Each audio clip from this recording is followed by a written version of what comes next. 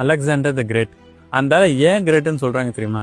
India வரைக்கும் படையெடுத்து வந்ததுதான் அவர் செஞ்ச பெரிய சாதனை. மற்றபடி கிரேட்டா அவர் ஒன்றும் பண்ணல. நமக்கெல்லாம் ஹிஸ்டரி புக்ஸ்ல இந்தியா மேல படையெடுப்பு அப்படின்னாலே அலெக்சாண்டர்ல இருந்து தான் அப்படின்னு நம்ப வச்சிருக்காங்க. ஆனா ஆக்சுவலா அவருக்கு முன்னாடியும் சரி அவருக்கு அப்புறமும் சரி இந்தியா மேல ஏகப்பட்ட படையெடுப்புகள் நடந்திருக்கு. ரீவைண்ட் பண்ணி 535 பிசிக்கு போலாம். பெர்ஷியன் வம்சத்தோட ஃபவுண்டர் சைரஸ் முதல்ல இந்தியா மேல படையெடுத்து காந்தஹார் ரீஜனை கைப்பற்றி இந்தியால ஆட்சி செய்ய ஆரம்பிச்சாரு. அவருக்கு அப்புறம் வந்து அவரோட பேரன் பஞ்சாப் சிந்து பகுதிகளை கைப்பற்றி அங்க ஆட்சி பண்ணிட்டு இருந்தாரு. பாரசீகம் ஆட்சி பண்ணதுலயே செழிப்பான இடங்கள் இந்தியால இருந்த பகுதிகள் தான். இதுக்கு அடுத்துதான் அலெக்சாண்டர் வந்தாரு BC 326ல.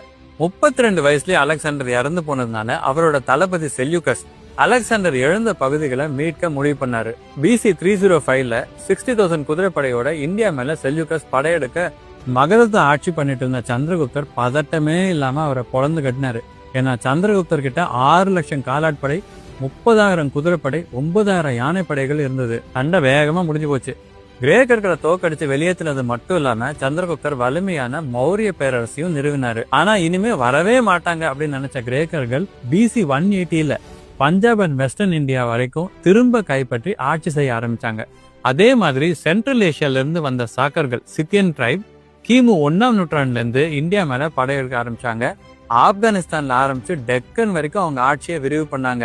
சாக்கா ஈரா கேலண்டர் அப்படின்னு இன்னைக்கும் நம்மளோட இந்திய அரசு பயன்படுத்துதுல, அது இவங்க கொண்டு வந்ததுதான். இவங்களுக்கு அடுத்து பார்த்தியன்ஸ் வந்தாங்க. அதுக்கப்புறம் குஷான்ஸ், அப்புறம் ஹூனர்கள் அடுத்தடுத்து கிபி 1ஆம் நூற்றாண்டுல இருந்து 5ஆம் நூற்றாண்டு வரைக்கும் இந்தியா மேல இப்படி படையெடுத்து வந்துகிட்டே இருந்தாங்க. ஹூனர்கள் குப்த சாம்ராஜ்யத்தை ஜெயிச்சது மட்டும் இல்லாம அந்த பேரரசர்கள் கட்டி வச்சிருந்த பல கோயில்களை எரிச்சு பல நகரங்களையும் அழிச்சாங்க. இதெல்லாம் முடிஞ்சு பல காலத்துக்கு அப்புறம் தான் இஸ்லாமிய படையெடுப்புகளே நடந்துச்சு. மொத்த நாட்டுக்கும் சேர்ந்து ஒரு நிலையான ஆட்சி இல்லாத மாதிரி சூழ்நிலை உருவானாலும் நம்ம நாட்டு வளங்கள் எல்லாரையுமே நெட்ஃபிளிக்ஸ் சப்ஸ்கிரிப்ஷன் மாதிரி சுண்டி இழுத்துட்டே இருந்தது.